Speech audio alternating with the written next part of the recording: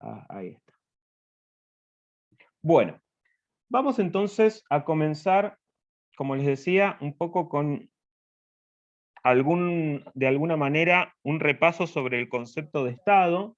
Recordarán que en la primera clase habíamos dicho que el Estado es el ordenador de la sociedad. Podemos podemos ponernos de acuerdo en que el Estado es el ordenador de la sociedad, que existen distintas teorías sobre el surgimiento del Estado, pero que nosotros hicimos referencia sobre todo a los contractualistas, estos autores que de manera sucesiva, digo, Hobbes, Locke, Rousseau, plantean la necesidad de que exista una instancia por encima de la sociedad que ordene y que apunte justamente a la posibilidad de la convivencia entre las personas.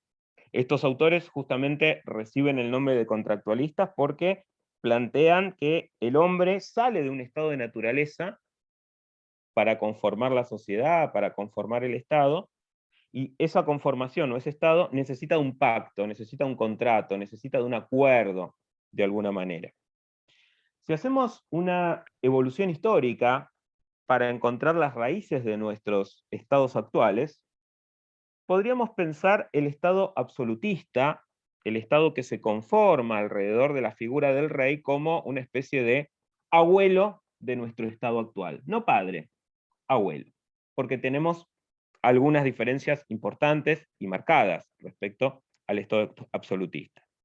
Vamos a aquello que se relaciona con nuestros estados. A ver, primero, ¿qué es el Estado absolutista? El Estado absolutista es el Estado que se consolida, que se forma alrededor de la figura de los reyes, cuando los reyes concentran el poder por encima, digamos, de los señores feudales sobre el final del feudalismo.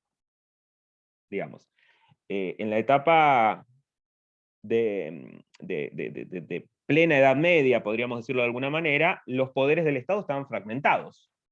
Estaban en manos de los señores feudales. Cada señor feudal, es decir, cada noble que vivía en su castillo o su fortaleza y que administraba determinada extensión de tierra, cumplía de alguna manera con las funciones que estaban asignadas al Estado y que nosotros asignamos tradicionalmente al Estado. La función de justicia, la función de cobro de impuestos, la función de administración del territorio, por decirlo de alguna manera. Bueno, conforme van pasando los siglos y sobre todo a partir de la puja entre los distintos sectores sociales, va a surgir la burguesía como este sector que, de acuerdo a las palabras de Marx, surge de las ruinas de la época feudal, ¿sí? Estos comerciantes que vivían en las ciudades y que realmente sufrían las consecuencias de tener los territorios fragmentados, digo, tenían que trasladarse de mercado a mercado para realizar su actividad comercial, mercantil, y tenían que pagar miles de tributos y miles de aduanas, porque justamente cada señorío era una especie de mini-estado, por decirlo de alguna manera. La crisis del siglo XIV, sumada a esta lucha, va a llevar a un debilitamiento de los nobles, ¿sí?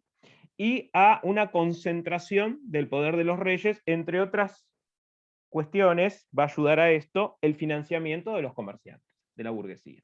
La burguesía va a preferir pagar, por ponerlo en términos claros y básicos, un impuesto nacional a tener que pagar 25 impuestos territoriales y nobles vinculados a los señores feudales. Entonces, le van a financiar de alguna manera la centralización del poder mediante aportes que le van a permitir a los reyes concentrar funciones y tener herramientas para llevar adelante estas funciones. ¿Qué tipo de herramientas? Por ejemplo, una burocracia, es decir, un funcionariado que lleve adelante la administración del territorio en su nombre. Por otro lado, fuerzas represivas, porque sabemos que cualquier tipo de orden necesita, cualquier tipo de dominación, no solamente necesita del consenso, tema del cual vamos a hablar bastante hoy, sino que también necesita de la coacción. Un sistema legal, de alguna manera, para poder ordenar jurídicamente a los distintos estados. Las monarquías van a avanzar en el establecimiento de una diplomacia para resolver los asuntos por la vía pacífica, acuerdos comerciales, encuentros o desencuentros con otras monarquías. Entonces, de alguna manera se va constituyendo el engranaje o el esqueleto de lo que nosotros podemos identificar como un Estado. Ahora, ese Estado, que es el Estado absolutista, no es igual a nuestros estados actuales. Faltan algunos elementos que se van a ir incorporando con el paso del tiempo. En principio se va a incorporar el elemento nacional, para que justamente nosotros podamos hablar de estados nacionales. ¿Qué es el elemento nacional? Es el elemento identitario.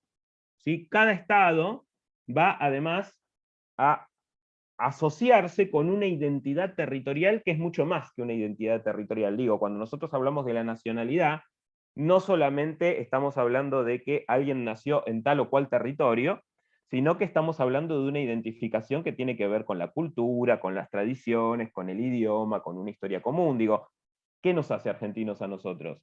Desde la historia común, desde nuestro idioma, desde nuestras tradiciones, hasta distintos personajes, hasta distintas actividades, digo, el fútbol, no sé, tomar mate, lo que fuere.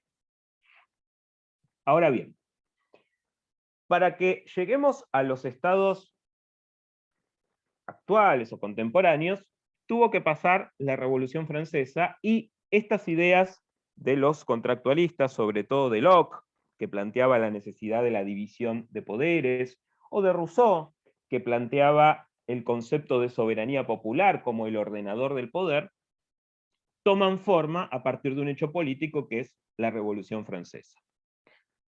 Siempre las revoluciones, creo que ya lo mencionamos acá, tienen una etapa ideológica, que es justamente la etapa en la cual las ideas comienzan a circular en la sociedad antes de que se implementen con el estallido revolucionario.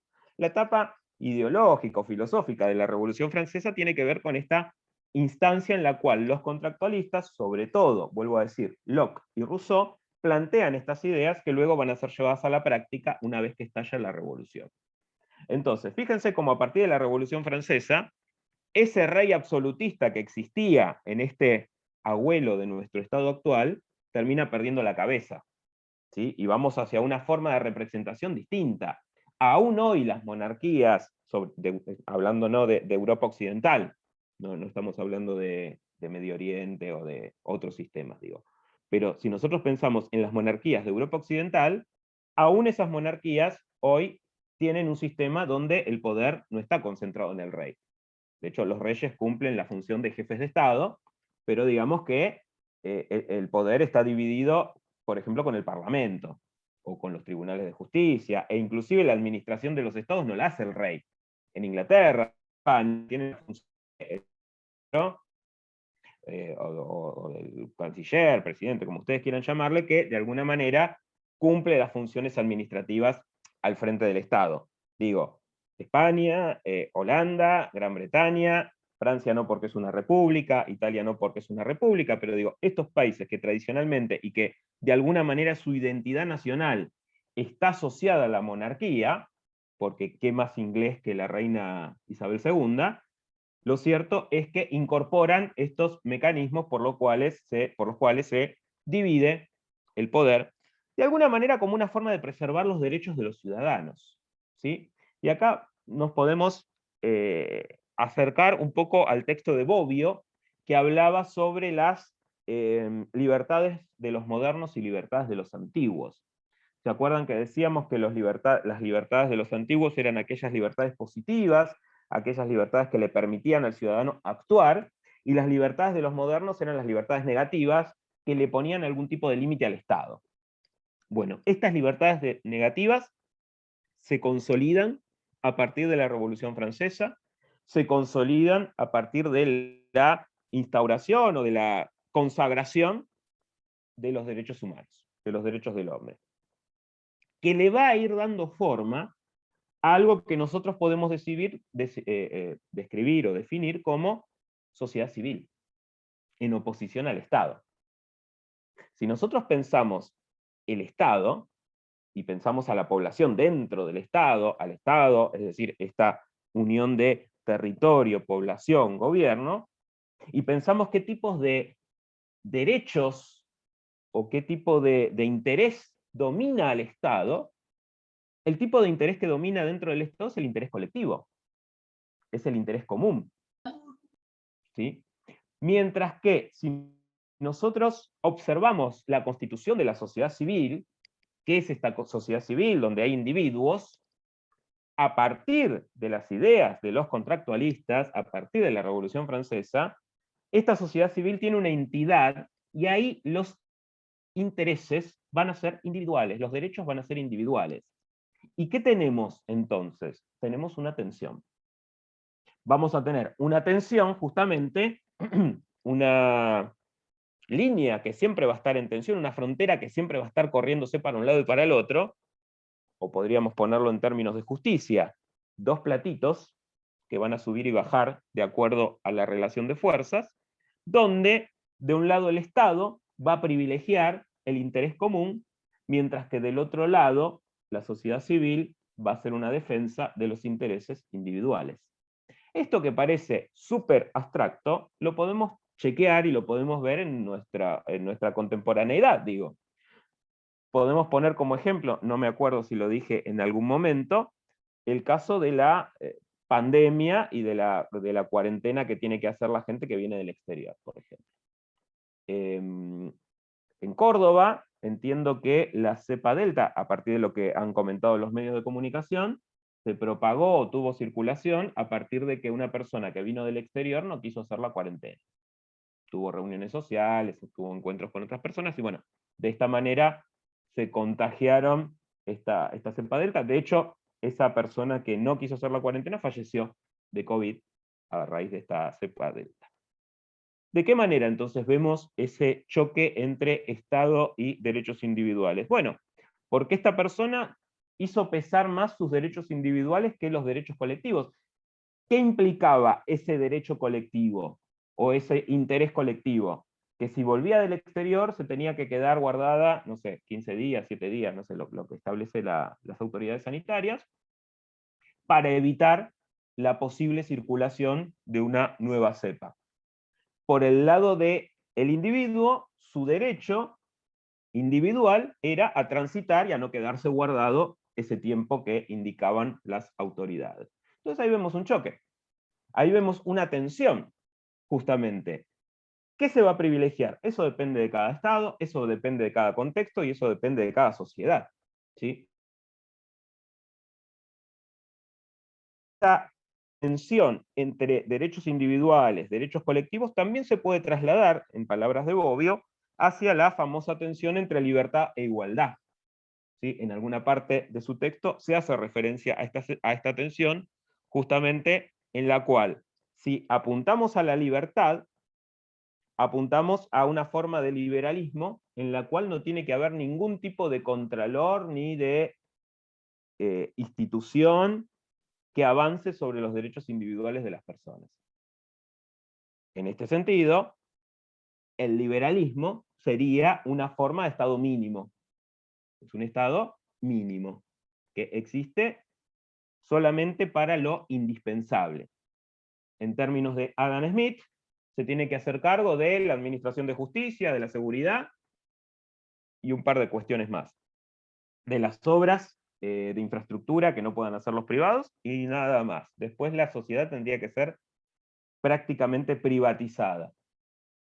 Por el otro lado, tenemos la noción de democracia, desde el punto de vista de Bobbio, donde la democracia no es una forma de Estado, es una forma de gobierno, que justamente lo que establece es que los ciudadanos tienen derechos para autogobernarse de alguna manera, tienen la soberanía popular, a la que después hace referencia Rousseau, y entonces pueden constituir sus propios sistemas de gobierno que van a depender justamente de las características de estas sociedades.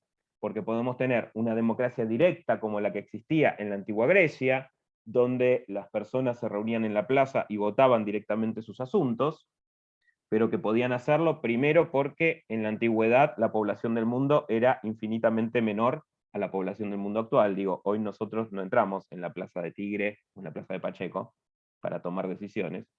Y en segundo lugar, porque la ciudadanía era distinta, el concepto de ciudadanía era distinto. Digo, de todas las personas que estamos participando de este Zoom, para la antigua Grecia, muchas no serían ciudadanos, porque los extranjeros no eran ciudadanos, las mujeres no eran ciudadanos, bueno, acá no hay, pero digo, los menores de edad, los niños tampoco eran ciudadanos. Entonces, el universo de la ciudadanía se acotaba a un grupo muy reducido, desde el punto de vista, por ejemplo, de Atenas, solamente a los atenienses, varones que no eran esclavos, ¿sí? Y eso obviamente achicaba bastante el universo. Pero retomando un poco esta cuestión de la constitución de una sociedad civil en el cual los individuos tienen derechos individuales, valga la redundancia, frente a un Estado que regula y que es el ordenador de la sociedad. Hay un concepto interesante que se vincula justamente con la constitución del Estado, que tiene que ver con la dominación, porque en el Estado se ejerce el poder, digo, más allá de lo que puedan decir distintos autores respecto a que el Estado circula en la sociedad, el filósofo Foucault va a decir que el poder circula en toda relación entre personas, el Estado se constituye en una instancia de poder. Y esa instancia de poder tiene que ejercer una dominación, y en palabras de Weber, esa dominación se lleva a cabo con la interacción de la coacción y el consenso. Yendo al concepto del consenso, nosotros podemos abordar otro concepto que desarrolla un autor que se llama Antonio Gramsci, un filósofo italiano al cual en algún momento hicimos referencia, que es el concepto de hegemonía. ¿Y qué menciono a Gramsci? Menciono a Gramsci porque el autor del texto que tenían que leer para hoy, que es Guillermo O'Donnell, este sociólogo argentino, autor de muchísimos clásicos, justamente es gramsciano. Y no, a ver, su obra no se puede entender si no entendemos el concepto de hegemonía, entre otras cuestiones porque una de las características de la crisis, cuando él habla de las crisis del Estado, una de las crisis características del Estado va a ser justamente la crisis de hegemonía. Pero bueno, vamos primero a Gramsci. Esperen que compartimos pantalla.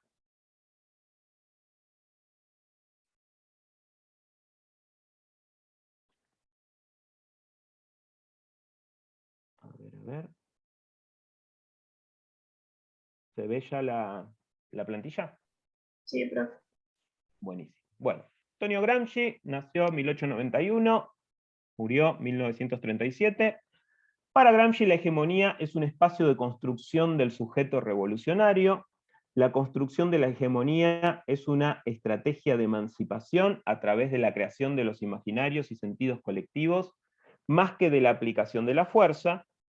Un paso previo e indispensable para el acceso al poder es la construcción imaginaria de un mundo distinto, es el lugar en donde se hace posible la revolución. Obviamente que Gramsci es un teórico de la revolución porque es un marxista que no se aleja, digamos, de los postulados de Marx y tiene una visión crítica del capitalismo y plantea que los obreros tienen que llevar adelante la revolución. De hecho, una parte importante de su obra tiene que ver con la combinación de lo que él llamó filosofía y política, que recibe el nombre de filosofía de la praxis. ¿Sí? Él planteaba que teníamos que ser pensantes, que teníamos que analizar y entender los fenómenos sociales, pero también había que actuar en la realidad, había que intentar transformar esa realidad, no solamente quedarnos en el análisis, sino pasar a la acción política. Uno de sus textos más conocidos es Odio a los indiferentes. Voy a leer un fragmentito de ese texto. Dice: odio a los indiferentes. Creo como Friedrich Hebel que vivir significa tomar partido. No pueden existir quienes sean solamente hombres extraños a la ciudad. Quien realmente vive no puede no ser ciudadano, no tomar partido. La indiferencia es apatía, es parasitismo, es cobardía, no es vida, por eso odio a los indiferentes. La indiferencia es el peso muerto de la historia, es la bola de plomo para el innovador, es la materia inerte en la que a menudo se ahogan los entusiasmos más brillantes. Es el pantano que rodea la ciudad, a la vieja ciudad, y la defiende mejor que la muralla más sólida, mejor que las corazas de sus guerreros. que se traga a los asaltantes en su remolino de lodo, y los diezma y los amilana, y en ocasiones los hace desistir de cualquier empresa heroica. La indiferencia opera con fuerza en la historia, opera pasivamente, pero opera. Es la fatalidad, aquello con lo que no se puede contar, lo que altera los programas, lo que trastorna los planes mejor elaborados, es la materia bruta que se revela contra el... Un texto bastante conocido, bastante famoso de Antonio Gramsci, que, como ven, vivió las primeras décadas del siglo XX, era italiano, y participó fue uno de los líderes del Partido Socialista Italiano durante la dictadura de Mussolini, lo que lo llevó a la cárcel, ¿sí? Digamos que él no solamente era un intelectual, fue filósofo, político, lingüista, periodista, fue parlamentario también, sino que además tuvo participación activa en la formación de sindicatos y en las distintas luchas obreras, sobre todo en el norte de Italia. Ahora, esa situación de socialista y de participante activo dentro de la política italiana va a hacer que el fascismo lo señale como un enemigo del régimen. Piensen que si hablamos del fascismo estamos hablando de un sistema totalitario, un sistema de partido único, una dictadura absolutamente violenta, en la cual toda disidencia era perseguida o era aplastada. Gramsci va a ser encarcelado. De hecho, ustedes saben que cuando el Ministerio Público dicta la sentencia, dice textualmente: por 20 años debemos impedir que su cerebro funcione. Y así es como es condenado en 1927, va a salir antes de los 20 años, de hecho muere antes. Es liberado en el año 1936, ya muy enfermo, y muere en el año 37. Y mientras esté detenido, mientras está preso, logra de alguna manera plasmar su obra y su pensamiento en distintas cartas y cuadernos que de hecho su muerte no le permiten ordenarlos. Entonces se publicaron como las cartas de la cárcel o los cuadernos de la cárcel, pero digamos no tiene una coherencia o no están ordenados, digamos, son textos que transitan por distintas temáticas o por distintos puntos de interés, pero digamos no son no son una obra acabada justamente por la naturaleza de su creación, digamos, las escribía en la cárcel como podía y cuando podía. Dentro del bagaje de conceptos y de teorías que nos ofrece Gramsci, nos ofrece el concepto de hegemonía, que si bien acá lo tenemos definido, está extraído de uno de sus textos, podríamos definirla como algo vinculado al consenso. La hegemonía se vincula con el consenso. La hegemonía es aquello que permite que el que tenga poder sea aceptado, que aquellos que son dominados acepten al que domina, que acepten al que ejerce el poder, y que el poder no es ejercido por todos, sino que es ejercido por un sector minoritario de la sociedad, logre que sus intereses particulares se conviertan en sentido común.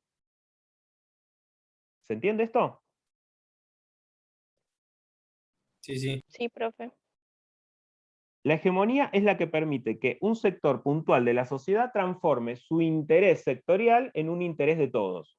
Y como tiene el dominio del Estado, lo puede hacer por esto que decíamos, de que el interés colectivo es justamente el que se constituye a partir del dominio del Estado.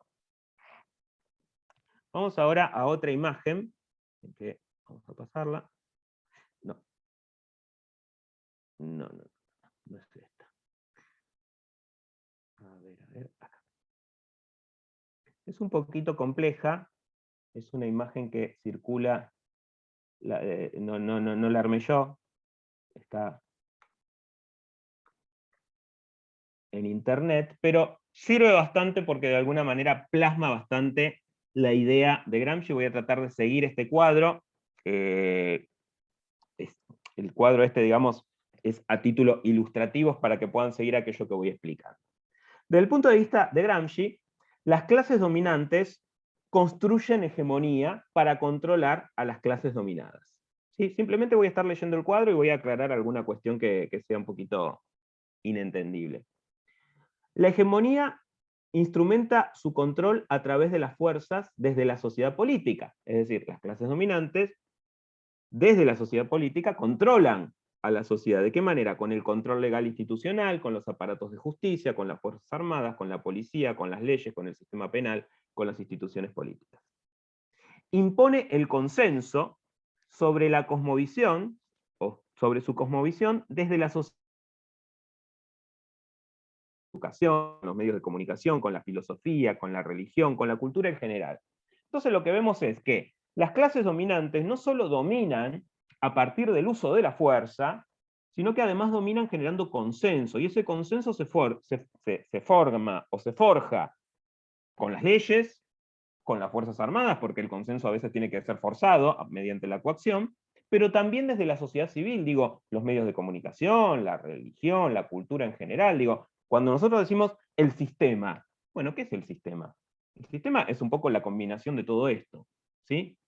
Entonces, este poder, que se consolida a partir justamente de ejercer la hegemonía, consolida un bloque hegemónico, que es el encolumnamiento de todas las clases sociales, incluyendo a la clase media, detrás de un proyecto político de las clases dominantes. Hegemonía es que todas las clases apoyen a ese proyecto hegemónico, si no, no sería hegemónico, justamente. ¿Cuándo se debilita? Se debilita en el marco de una crisis de hegemonía, ¿sí? Posibilidad de consolidar y articular una crisis de hegemonía a partir justamente de una fuerza contrahegemónica que se da a partir de la conciencia de clase. ¿Por qué habla de conciencia de clase? Porque, como dijimos antes, Gramsci es marxista. Entonces, para Gramsci, el sujeto revolucionario dentro del capitalismo es el obrero. Nosotros venimos viendo a partir de la clase, sobre todo sobre clase, en el diccionario de política de Bobbio, que la clase obrera, para constituirse en clase, necesita conciencia. Tiene que no solamente ser el trabajador que va las 8 horas a la fábrica a laburar, sino que también tiene que darse cuenta que él es un trabajador y que comparte condiciones de vida con otros trabajadores, y que parte de esas condiciones de vida tienen que ver con su situación de explotado, con su pertenencia a la clase dominada.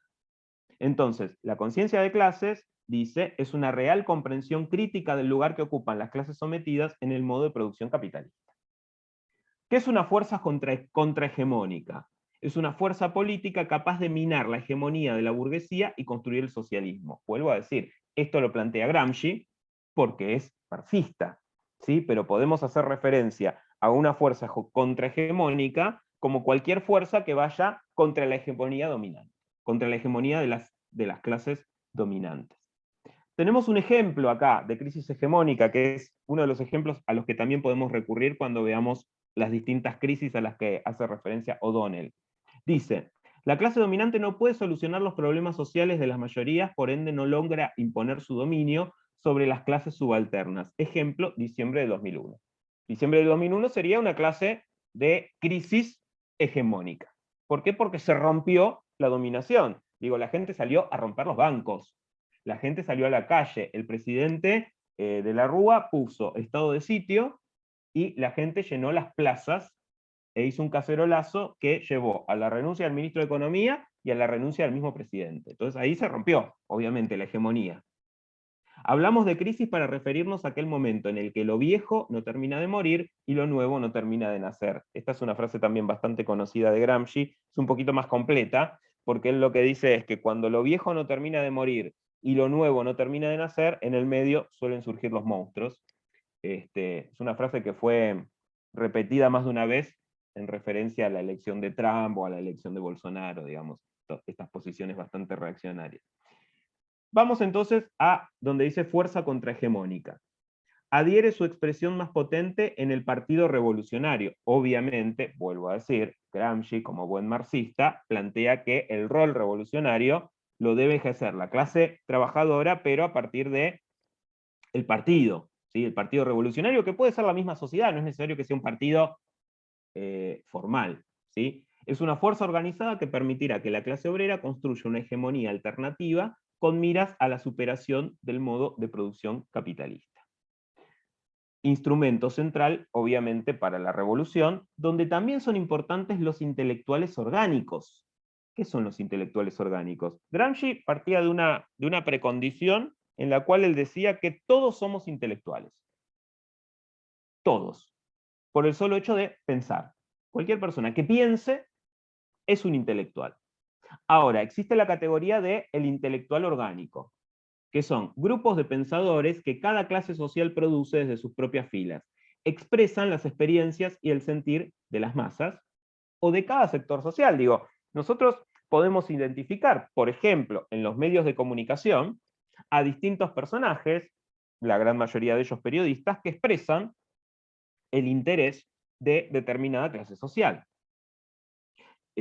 No solamente tiene que ser periodista, pueden ser intelectuales en el sentido de escritores, pueden ser docentes, pueden ser dirigentes sindicales, digamos. Cualquier persona que de alguna manera exprese ideas vinculadas a algún sector social, esa persona, ese individuo es un intelectual, que también trabajan para la revolución, si hablamos de intelectuales orgánicos desde el punto de vista de Gramsci, de la clase trabajadora.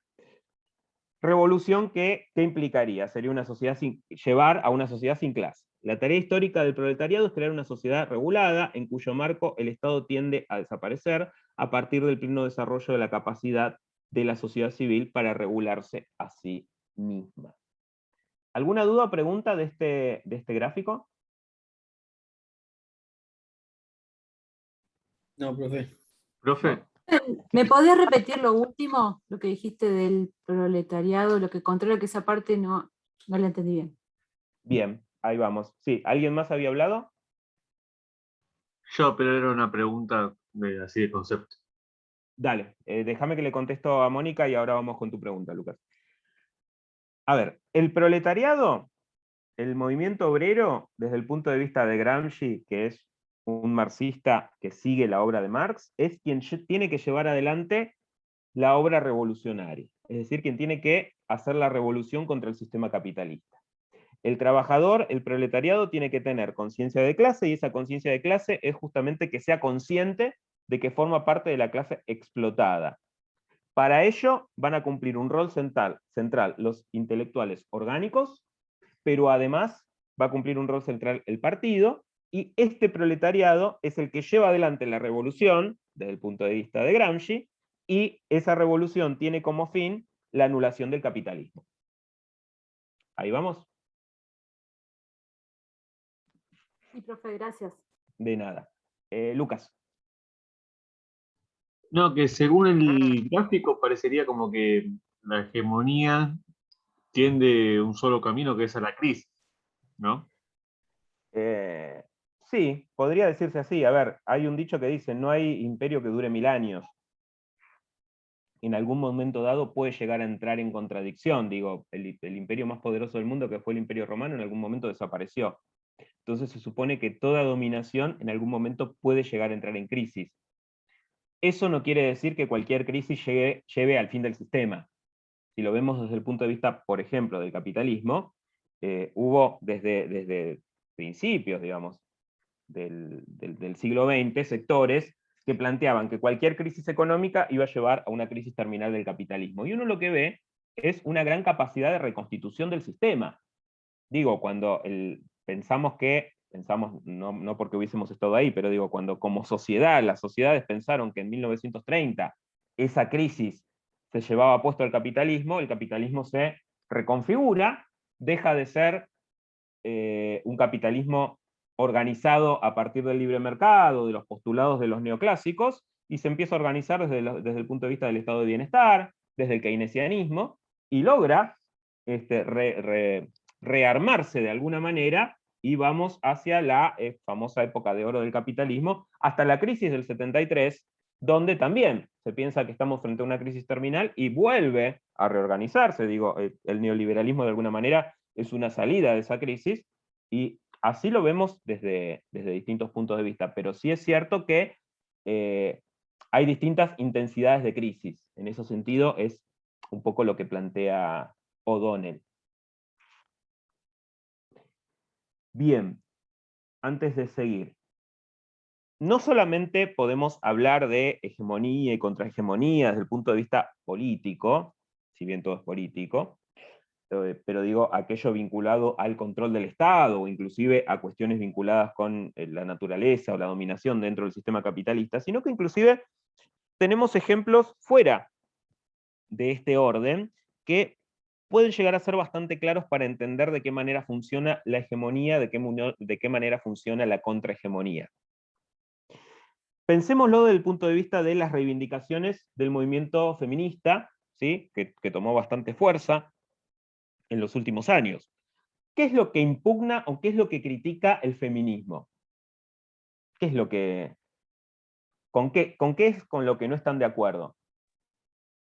La desigualdad. El patriarcado. Con el patriarcado, con las desigualdades por género, digamos, desde cuestiones bien concretas, como puede ser la violencia de género y los femicidios o feminicidios, hasta la desigualdad salarial o la desigualdad en el empleo. A ver, cuando nosotros hacemos referencia al concepto de patriarcado, estamos hablando de toda una serie de prácticas que estuvieron normalizadas y que de hecho muchas siguen estando normalizadas. Hoy por hoy, a partir de lo que se suele denominar la deconstrucción, podemos llegar a notar ciertas desigualdades o ciertas, o poner de manera más clara, digamos, la situación de la mujer a nivel social, que un par de generaciones atrás ni siquiera lo veían. Cuando trabajamos este tema con los chicos en la escuela secundaria, yo les llevo unas fotocopias de unos manuales de la década del 50, donde se habla de los deberes de las niñas y de los niños, y en una parte dice que las niñas juegan a la casa, mientras que los niños juegan a la guerra y a los próceres, y a hacer San Martín y a hacer Belgrano. Digamos, eso quizás hoy a nosotros nos puede llegar a hacer algún tipo de ruido, pero en la sociedad de la década del 50, de la década del 60, me puedo animar a decir que más cercano para acá también, estaba totalmente normalizado. El futuro de la mujer, digamos, desde el punto de vista del sentido común, era en un 80% el ser ama de casa, el ser madre. Digo, hoy cuando vemos publicidades de productos de limpieza, la gran mayoría de las protagonistas son mujeres, como si los varones no tuviéramos que lavar los platos. Entonces, eso tiene que ver con el patriarcado también. Porque es la naturalización de cierta dominación, cierta asignación de tareas a la mujer, ¿sí? Las tareas de cuidado y el hogar va a la mujer. Las nenas jugaban con la planchita y jugaban con las cacerolitas, el jueguito de té. Mientras que los varones tenían justamente otro tipo de funciones, inclusive pensando en ser o generales o líderes de países. Cuando se piensa también desde el punto de vista del género, vemos esto. Digo, ¿qué le pasaba a una nena que en la década del 80 quería jugar al fútbol? Seguramente la iban a ver bastante mal, o la iban a ver bastante de manera rara. Y si pensamos en un nene que quería hacer danzas, también iba a pasar eso. Eso estaba naturalizado, ¿sí? Ahí había una hegemonía que se empieza a romper. Entonces, podemos pensar al movimiento feminista como un movimiento contrahegemónico, justamente porque empieza a desarmar ciertos resortes que permiten la normalización de ciertas relaciones de poder. ¿Se entiende esto? Sí, profe. Igual el marketing también sufrió bastante. Por ejemplo, Mr. Músculo, Sí, hubieron muchas críticas y sí, hoy claro. por hoy ves las propagandas y es como que están tratando de modificar Rexona, un montón de propagandas en sí. Y porque Sí. se dan cuenta que la sociedad es otra. Digo, cuando uno hoy observa, no sé, películas, obras de la década del 80, de los 90, el humor era distinto, la forma de comunicarse era distinto. Digo, la cosificación de la mujer la empezamos a ver en estos últimos tiempos, pero digamos, hasta no hace mucho, estaba totalmente aceptado y naturalizado. Tinelli tenía muchísimo rating cortándole la pollerita a las chicas en tanga. Tal cual. Hoy Tinelli hace 1 punto y pico de rating. Poca gente lo puede ver. Poca gente lo puede ver, y si lo hace, hay una crítica muy fuerte, digo. Tiene que ver con el cambio en la sociedad, pero tiene que ver con justamente cierta contrahegemonía, que se vincula con esta deconstrucción, que la podemos encontrar en otros ámbitos, pero me parece que se ve de manera muy clara en este aspecto. A nivel económico y social, funcionaría de una misma forma, digo. Cuando de repente los sectores dominantes logran convencer a toda la sociedad que sus intereses son los intereses de toda la sociedad, ahí hay hegemonía. Bueno, romper con eso es bastante difícil, porque implica, desde el punto de vista de los gramscianos, una batalla cultural. Una batalla que rompa sentido común. Hay un texto que publicó la Universidad de Quilmes, que se llama La sonrisa de mamá es como la de Perón, que hace un estudio de los personajes de Capusotto, sobre todo en el último programa, no en Todo por 2 pesos, sino en Peter Capusotto y sus videos. Y en un capítulo hace un estudio y un análisis del personaje de Mickey Vainilla. ¿Lo tienen más o menos? ¿Saben de quién estoy hablando? Sí, sí. Bien. Sí. Mickey Vainilla es una especie de cantante pop que tiene un discurso absolutamente fascista. De hecho, tiene hasta el bigotito de Hitler. Entonces, nada, hacen una descripción del personaje y en determinado momento dice textualmente el texto. Decíamos unas líneas más arriba, Mickey no es el único personaje que aparece en el sketch. Hay otro que, sin escandalizar en principio, debe ser objeto de una crítica preocupada en estas líneas para escandalizar al final. Este segundo personaje queda en la voz en off, que cual entrevista de MTV interpela metódicamente a Vainilla. La voz en off cuestiona democrática y progresistamente, la autenticidad fascista y nazi de Vainilla. Interpela punto por punto los aspectos más agresivos del cantante pop. Hasta ahí, el entrevistador es una prudente voz moral escandalizada frente al cantante nazi. A ver, la estructura del sketch siempre es la misma, obviamente, donde hay una canción con un contenido absolutamente xenófobo, discriminativo, siempre haciendo referencia a las clases sociales, pobres, los inmigrantes ilegales, los morochos, etcétera, etcétera, desde justamente un punto de vista fascista y nazi. Inclusive con referencias a Hitler, digamos, muy, muy claro, no hay nada oculto. Mickey Vainilla está sentado en una especie de entrevista, él solo, y aparece en off el locutor que lo increpa y le dice: ¿cómo decís eso? Es una barbaridad esa canción, no podés decir eso. Ahora bien, en algún momento cambia la tónica de la interpelación, porque Mickey Vainilla le empieza a decir: pero vos no sabés que yo hago obras de bien para la gente pobre, bueno, y empieza a decir un montón de cosas que también son discriminativas y que también siguen en la misma lógica, digamos, sigue con coherencia en su postura de discriminar a los pobres, los morochos, etcétera, etcétera, etcétera, y ahí la voz en off cambia y ya no lo increpa más.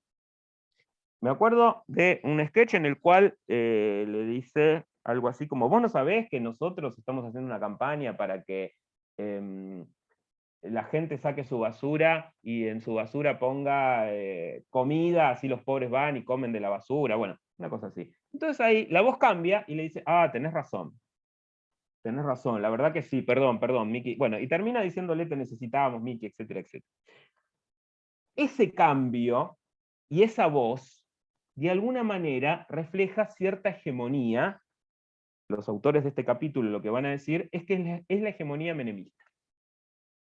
Que en realidad tanto Mickey Vainilla no habla del fascismo como habla del menemismo, en el cual una de las ideas que van a tener mucho asidero en la sociedad es la idea de la meritocracia, es la idea de que el pobre es pobre porque quiere, es la idea del individualismo, es la idea de que uno tiene que fijarse en ganar uno y jorobar al otro, esta especie de ser tiburón dentro del mercado, de que el más fuerte se come al más débil, etcétera, etcétera, etcétera. Entonces, lo que dicen los autores es, ahí, durante el menemismo, se construyó un sentido común y se construyó una hegemonía por la cual, a pesar de que estábamos viendo que el país se empobrecía y que el país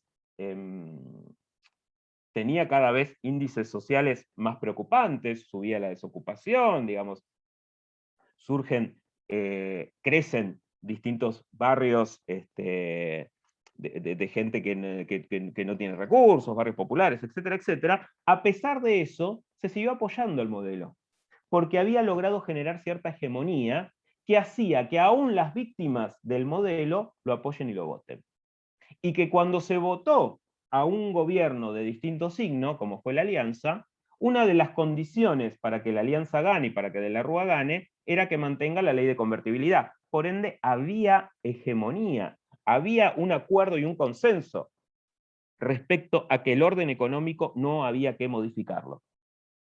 Porque justamente un montón de valores nos convencieron de que esos eran los valores a nivel social. Entonces, de esa manera funciona la hegemonía, ¿sí? Y en el sistema capitalista, donde una de las características del sistema justamente son relaciones de producción desiguales y contradictorias, es necesaria la hegemonía. Porque si no, vamos a una tensión constante. Es necesario que la clase dominante ejerza su dominación, ¿sí? Y para ello no solamente necesita de la coacción, sino que también necesita de la construcción del consenso. Entonces, el Estado, de alguna manera, y ya metiéndonos en el texto de O'Donnell, funciona como un garante de la reproducción del sistema capitalista. Esto es una de las ideas más fuertes que tiene O'Donnell, pero esperen que quiero compartir pantalla, así vemos un poquitito algún dato de O'Donnell y del texto. ¿Hasta acá hay alguna duda, alguna pregunta? Profe, te hago una consulta. ¿Sí?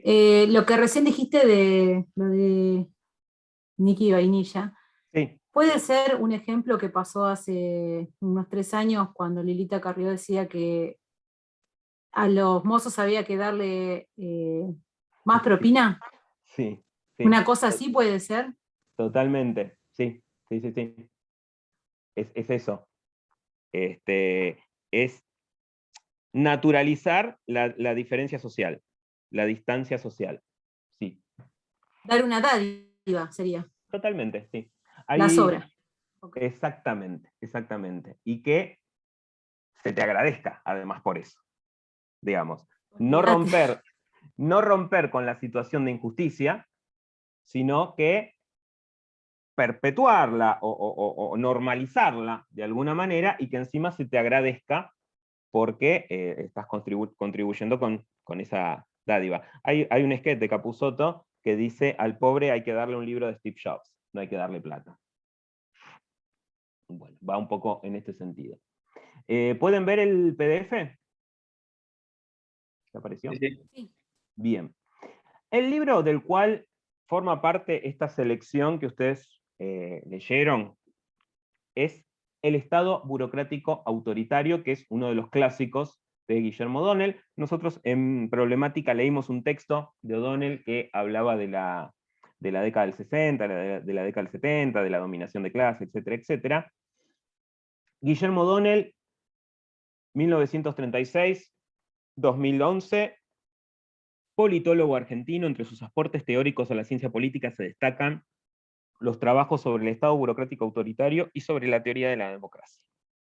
Acá tenemos una imagen del libro, que es de 1982, y dice lo siguiente. Lo que caracteriza como tal a la sociedad capitalista son sus relaciones de producción, que como decíamos antes, son relaciones desiguales y contradictorias, obviamente, porque tenemos una contradicción de clase.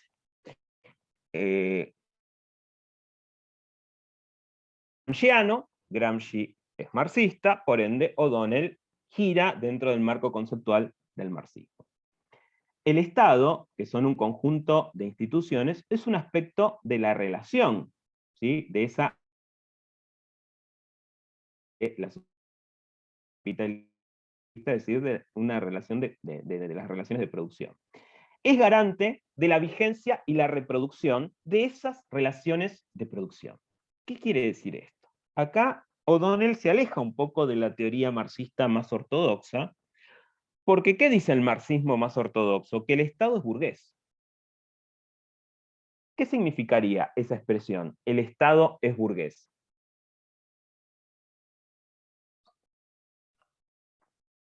Que acumula. Que acumula, sí, que tiene una identidad de clase y que defiende los intereses de la burguesía. Ahora, lo que dice O'Donnell es lo siguiente. Si nosotros tomamos en cuenta esta definición, es decir, que el Estado garantiza la acumulación, defiende los intereses de la burguesía, ¿cómo entendemos que en el marco del Estado capitalista puedan existir los derechos laborales, haya existido el estado de bienestar, hayan existido distintos periodos o momentos en los cuales el movimiento obrero gozó de ciertos derechos, goza de ciertos derechos, y haya gozado de posibilidades de ascenso social, digamos? Si defiende los intereses de la burguesía, solamente tendría que haber momentos de explotación. ¿Cómo se imaginan que se puede explicar esto?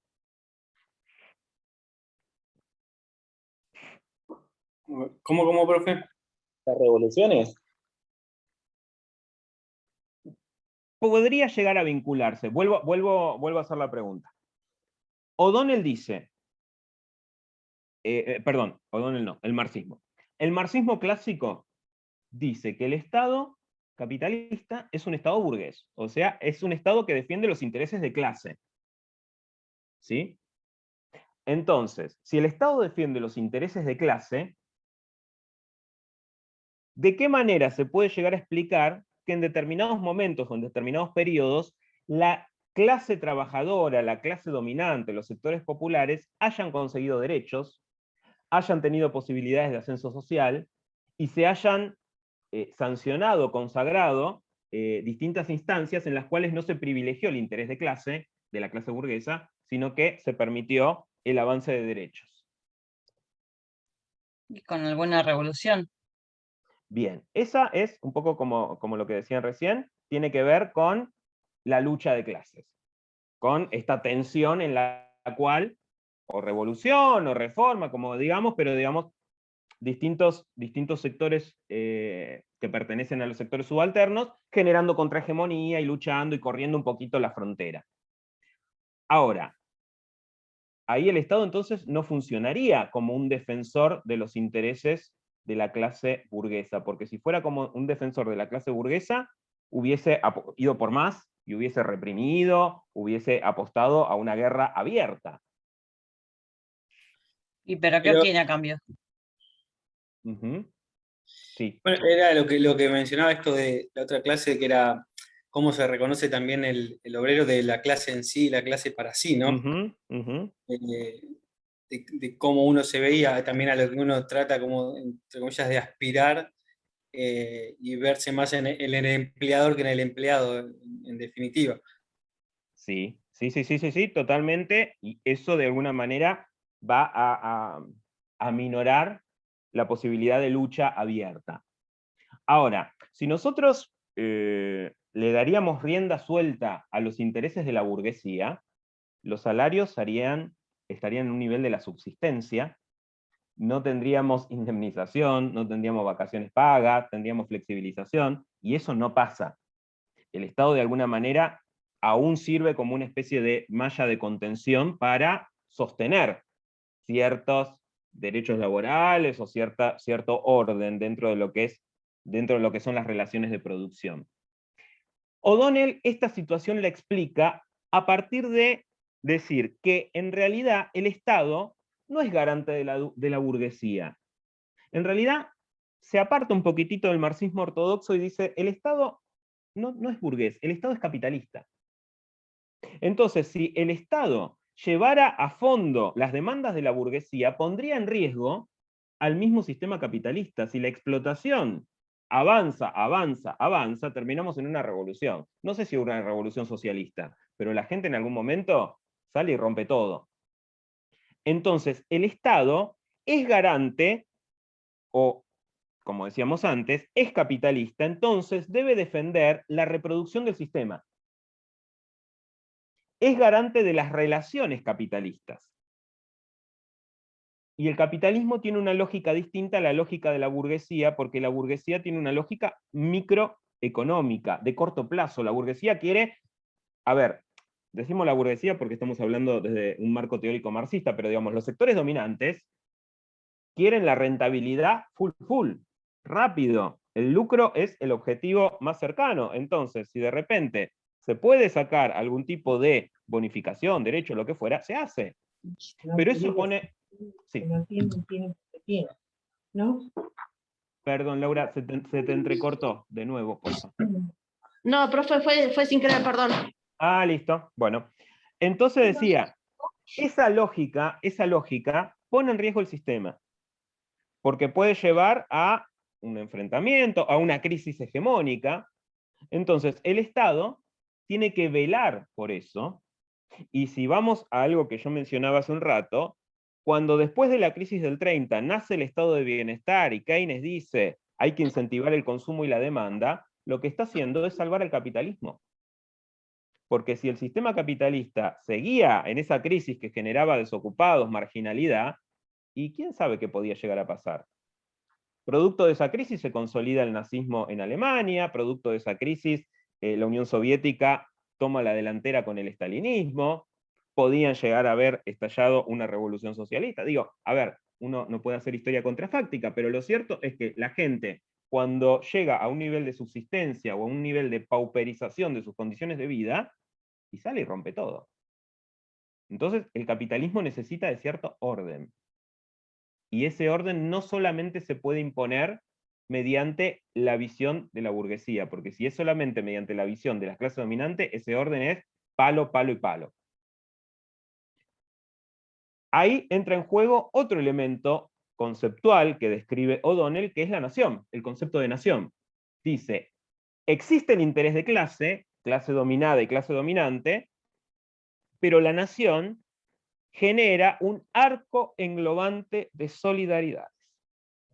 Nos identificamos como argentinos, entonces es tan argentino Paolo Roca como el empleado que trabaja en Techín, a pesar de que tengan intereses contrapuestos.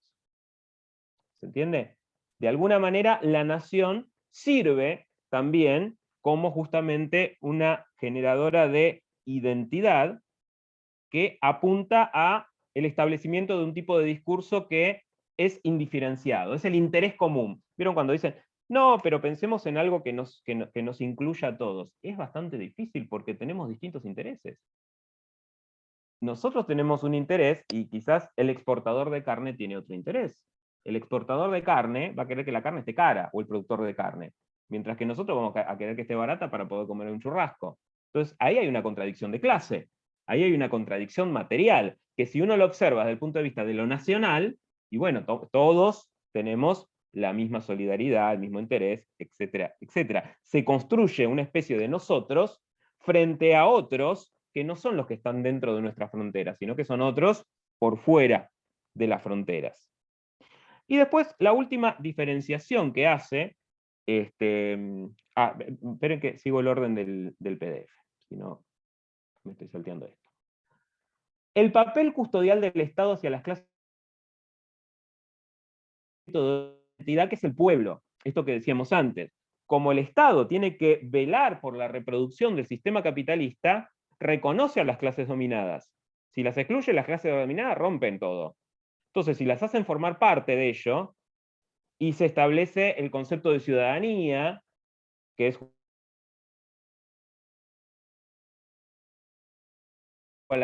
Se corta, profe. todos, Profe, se No se le cortó. escucha nada. Se perdió todo. ahí vuelvo. Ahí vamos, ¿estamos ahí? ¿Se escucha? Bien. Es tan ciudadano Perdón que insista con Paolo Roca, pero es el único empresario que se me ocurre. Paolo Roca como una persona que está durmiendo bajo un puente. El concepto de ciudadanía nos iguala, ¿sí?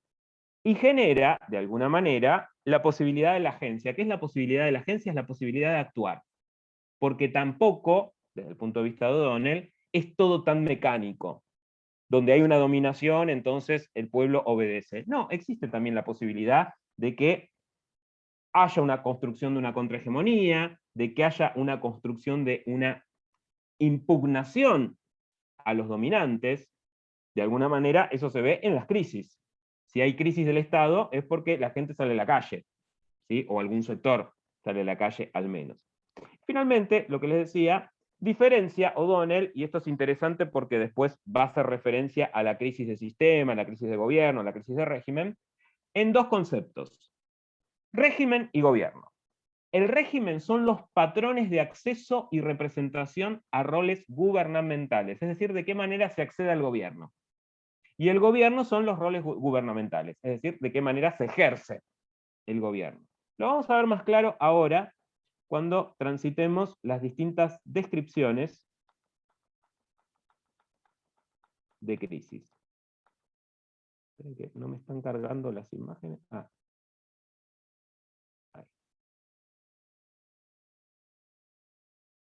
Bueno, como habrán visto, el texto finaliza con distintas crisis, distintos niveles de crisis, que yo intenté ejemplificar con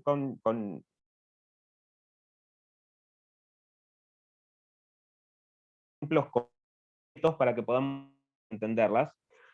Si bien el texto es del 82, y no estaba hablando del 2001, podemos llegar a hacer referencia a algunas crisis más conocidas por nosotros. ¿Sí? Joaquín, ¿querías decir algo? No, que se entrecortó, yo no escuché. Ahí voy. Repito, si bien el texto es del año 82, y obviamente O'Donnell no está hablando de la crisis del 2001, podemos, a partir de la definición que él da de la crisis de gobierno, pensar en que la crisis del 2001 fue una crisis de gobierno. Vamos entonces a los tipos de crisis. El primer, esto no solamente tiene una enumeración desde el punto de vista que está enumerando distintas crisis, sino que el primer nivel tiene que ver con una crisis más leve, a pesar de que se lleve puesto a un funcionario importante como puede ser el presidente, a crisis más profundas. De hecho, vamos a ver que a partir de cierto nivel ya hay lo que O'Donnell llama crisis de hegemonía. Dice, primer nivel, crisis de gobierno. Crisis de inestabilidad política, altos funcionarios obligados a dejar sus cargos. Leo lo que dice el texto. Un primer nivel de crisis es la inestabilidad política, desfile de altos funcionarios, incluso presidentes, obligados a dejar sus cargos antes de los lapsos institucionales previstos. Esta es una crisis de gobierno. No es intrascendente por cuanto suele estar acompañada de erráticos cambios de políticas públicas, por grandilocuentes declaraciones gubernamentales rápidamente sucedidas por otras, y por una generalizada sensación de que no se logra estabilizar ningún poder público. El poder que el aparato estatal parece encarnar ante la sociedad pierde la autoridad emanada de una faz majestuosa para mostrarse como el ámbito expuesto de los tirones de grupos. Yo acá ejemplifiqué el 2001 porque me parecía que era la crisis, que es el ejemplo más claro, en el cual vemos esto, un desfile de funcionarios. Bueno, a ver, tuvimos 5 presidentes en una semana, esta cuestión de ir y venir con distintas políticas, Rodríguez Sá que dice que no vamos a pagar la deuda externa, Duhalde especificando, de la Rúa que hasta su renuncia decía que el 1 a 1 no se tocaba, digamos, toda una serie de cuestiones que dejan en claro que hay una situación de crisis, pero que, digamos, no es una crisis de régimen aún, ¿sí? Porque tanto de la Rúa como Rodríguez Sá, como inclusive Duhalde después, que es el que recompone la crisis, justamente el que saca al estado de la crisis, representan de alguna manera al mismo régimen, ¿sí? Entonces, hay una crisis de gobierno, es el primer nivel, y como decíamos antes, si bien se puede llevar puesto un presidente, es el nivel más leve desde el punto de vista del análisis de O'Donnell. Tenemos un segundo nivel que ya es la crisis de régimen, ¿sí? Se instauran distintos criterios de representación y canal de acceso al gobierno porque hay un desacuerdo entre las élites. Y yo el ejemplo que pongo es el acceso de Irigoyen al poder.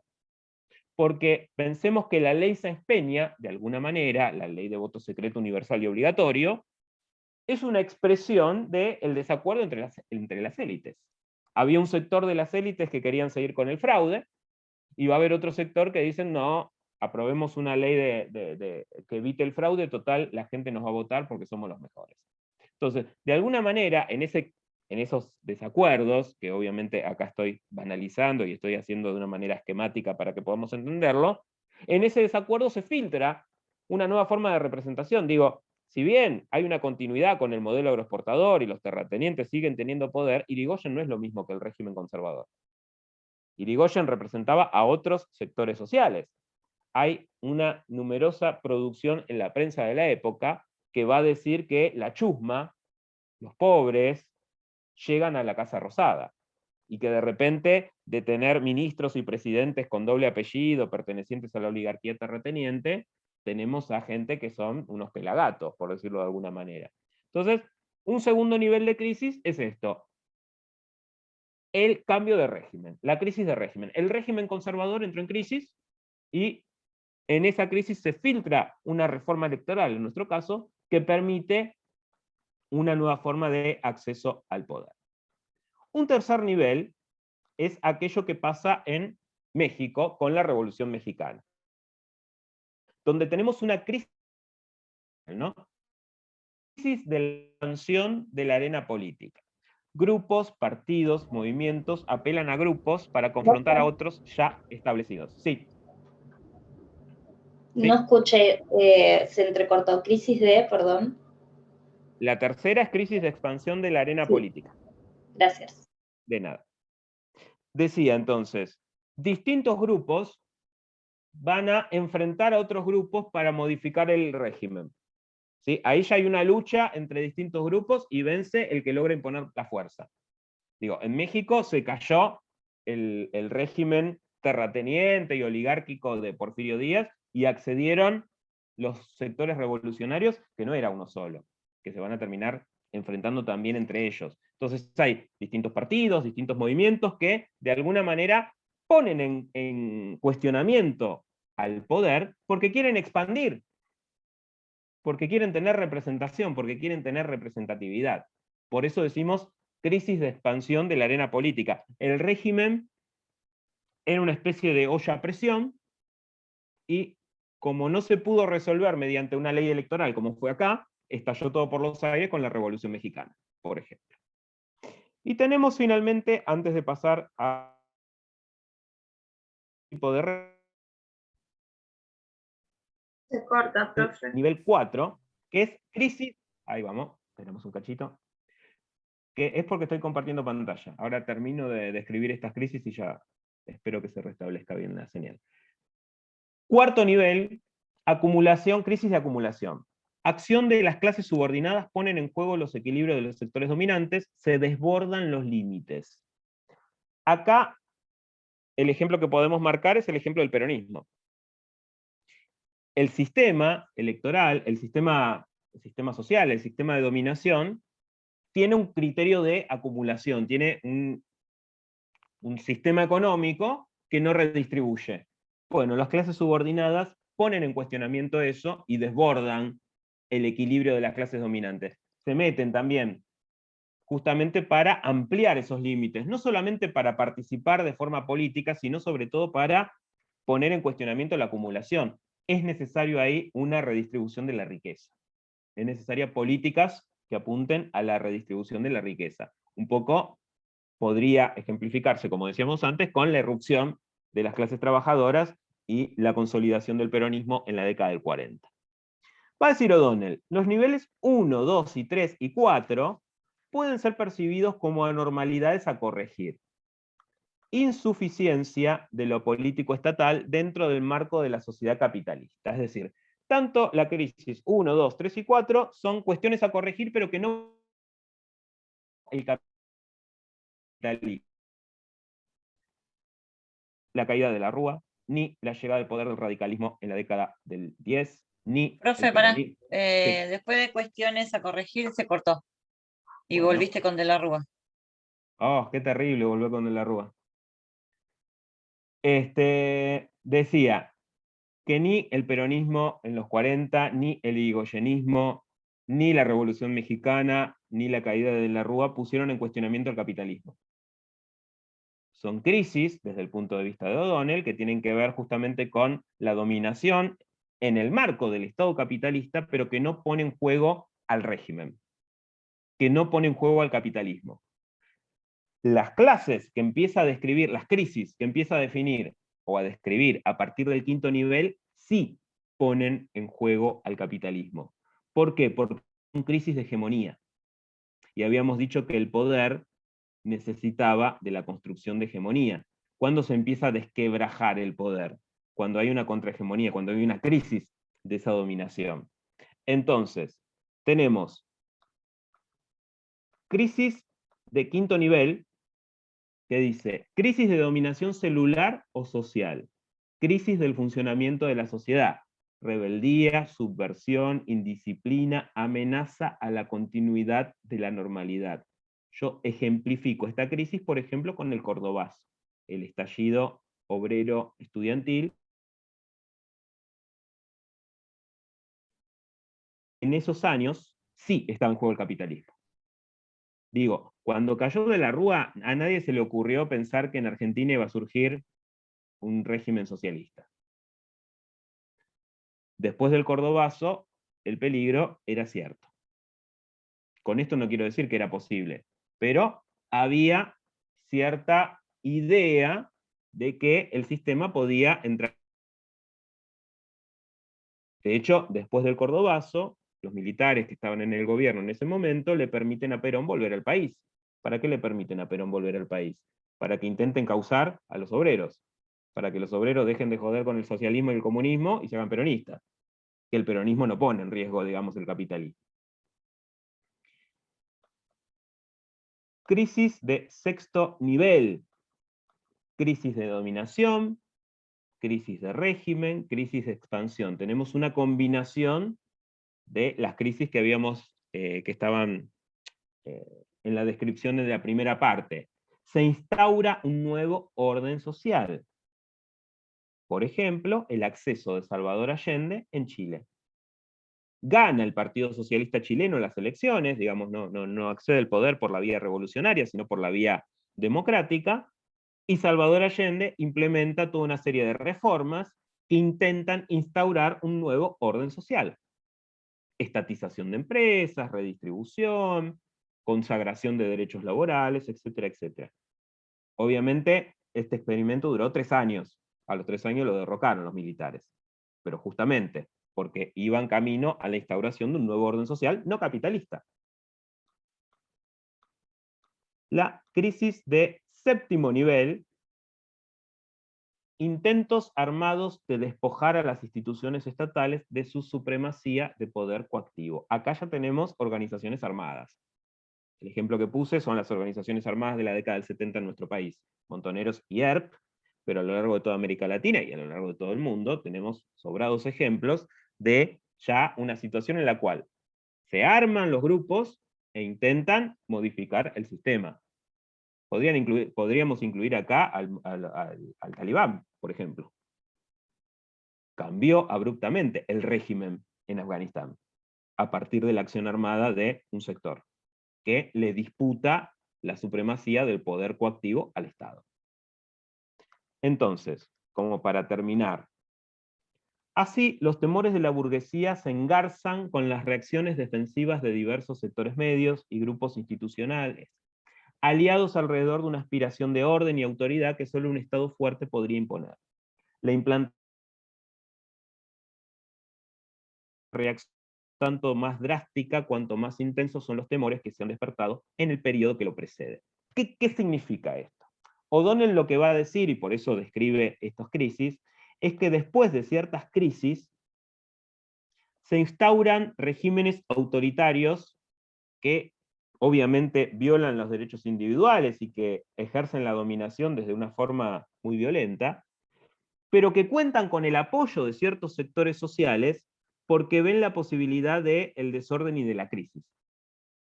Entonces, el Estado burocrático autoritario que toma forma a partir de 1966 en la Argentina, entre otras cuestiones, se explica justamente por ese peligro que se pensaba que existía respecto al régimen. Había organizaciones armadas, había impugnaciones, estaba el peronismo proscripto, digamos, había una sociedad en la cual el desorden era claro, y entonces se genera una hegemonía alrededor de la idea del orden y de la autoridad. Un poco también lo que pasó a partir de marzo de 1976, digo, el último golpe de Estado, la dictadura cívico-militar, un poco transitó por este camino. Esperen que cierro, a ver si se deja de cortar. No solamente la dictadura impuso el Estado terrorista, es decir, coacción, claramente, desaparecidos, torturas, asesinatos, sino que además logró construir cierta hegemonía o cierto consenso alrededor de la idea del orden, alrededor de la idea del peligro comunista, alrededor del subversivo, alrededor de las organizaciones armadas. Entonces, O'Donnell describe todas estas crisis, entre otras cuestiones, para explicar de qué manera se construyen estos estados burocráticos y autoritarios. Burocráticos porque toman una identidad técnica. Quienes toman las decisiones son técnicos, no son políticos. Cuando yo tomo una identidad técnica, yo ya no considero las cuestiones o las consecuencias sociales de alguna medida, porque es una cuestión técnica. Entonces, tengo que achicar al Estado, cierro un hospital, o cancelo un ramal ferroviario. Si lo veo desde el punto de vista de la política, ahí tengo que considerar los intereses más allá de los números. Si lo veo desde el punto de vista técnico, es un gasto, se anula, y la consecuencia, bueno, se reprimirá con coacción.